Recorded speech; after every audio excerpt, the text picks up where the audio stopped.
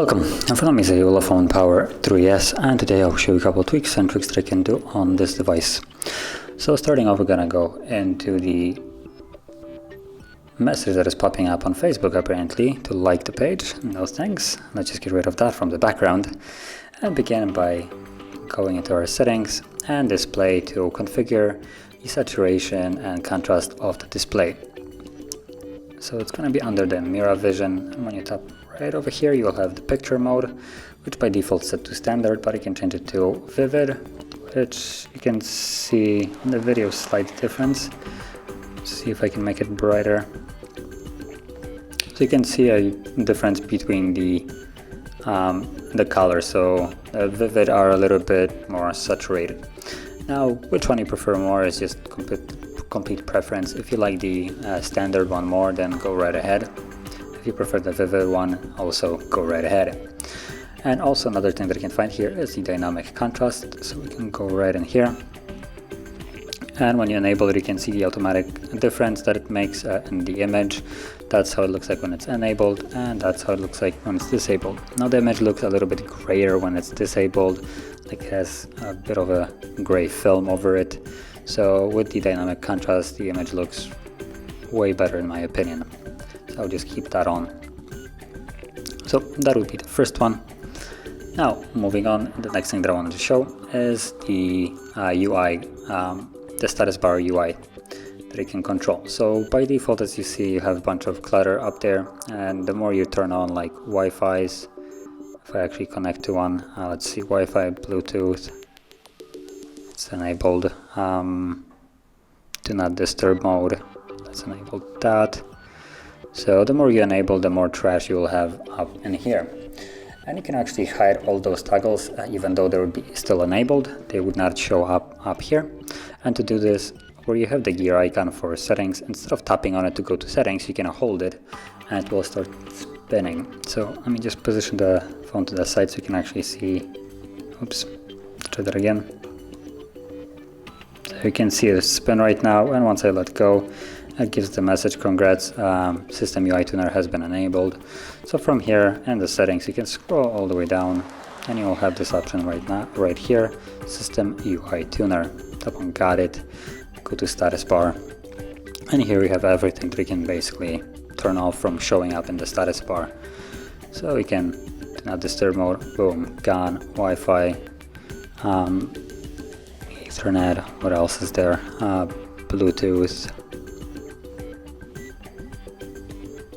Anything else that I can get rid of here, cellular, even you can hide the battery icon if you want to, time, so we can get rid of a lot of things. Now Wi-Fi I believe would disappear once you connect to Wi-Fi, because as you can see right now it's turned off, but it's still showing. So I believe when you connect to Wi-Fi it will actually just go away. Okay, so that was the next thing. Now moving on, we're gonna go into the scheduled power on and off, and again you can find that setting in the settings, and it's almost all the way to at the bottom, right below system UI tuner. And when you tap on it, you have the power on and off. So you want to set it, there's a couple of ways you can set it up. Number one, if you want to preserve battery, you can set it to turn off every single night, for instance, and turn back on in the morning. Or if you want to use it the way I would be using it, which is just once a week for purposes to clear cache, then you would go, since start time, I would probably turn it off at around, let's see, 11, let's make it 11:40 every day, and let's change it only to, let's go to Saturday, done. And so turn off should be a little bit before that time. So let's go 11:35, and again Saturday. There we go, and done. And what this will do is just once a week the device will turn off for just a 5-minute. That's all it needs. It just needs a reboot. So this will be completely automatic in a way, clearing cache, helping the device perform better, and just overall improving the longevity of the device. Now, like I said, you could set it up to be turning off every single day for instance, like nighttime or whatever time suits you, and turning on back when you're gonna start using the device. So it's this way it would save the battery, but also, for instance, if you want to check the time during night or something like that, you won't be able because the device would be off. So just keep that in mind. Now from there, next thing that I want to show is hiding the password. Now by default, if I go into Wi-Fi is a good example for this. So wherever you have the option to put in a password, this is just the fastest way to show it. And when you start typing in a password, you can always see the latest letter I have pressed. And in my opinion, this isn't very secure. It does leave a little bit security kind of intrusion, I would say. So you can actually make this so whenever you press a letter, it will automatically become a dot, like it does after about a second or so. And to do that, we're gonna go again into the settings, and under security, you'll find the option called make password visible. Now it's basically set on by default and probably should be called something else, like make password invisible or something like that, to be easier to find. But now, once it's off, you can go back here and again start typing a password, and you can see that there is no more letter visible in here.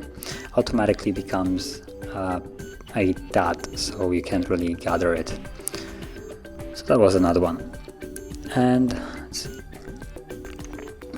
moving on to the last thing which I wanted to show is a QR scanner, which is right here. Now it looks like it's in the settings and I didn't really see any app for it. Majority of the devices do have those, but they're always in like weird places and it's kind of hard to find. So in here it's in the settings, like I said, at the bottom. Where was it? Actually not at the bottom, somewhere in the middle. So right here. And this is a handy feature to have if you have some kind of QR codes. Then you can read what they're going to link you to or stuff like that. And for instance, here I have my phone. Let me just open up Wi-Fi. For instance, my phone has the option to, when I'm not really sure what it opened in the background, so disregard that.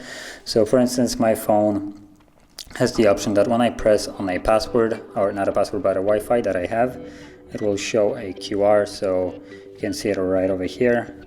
QR, and there, and I could just simply take the phone, scan the QR code, and it would automatically give me the option to connect it without providing any kind of password. It would just scan it, recognize what the Wi-Fi is, what the password for it is, and automatically give you the option to connect to it, so you wouldn't have to do anything. And it's also a good option. For instance, if you want to share your password with someone, but you don't, or not password but Wi-Fi, but you don't actually want to give them your password. So one way would be to either show them the QR code, which is way faster and simpler, or the other one is to put the Wi-Fi password yourself into someone else's device.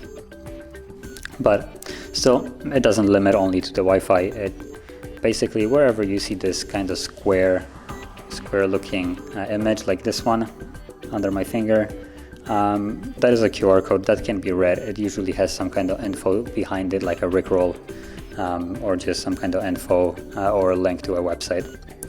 So yeah, and this would conclude all the tweaks and tricks around the show. So if you found any of them helpful, don't forget to hit like, subscribe, and thanks for watching.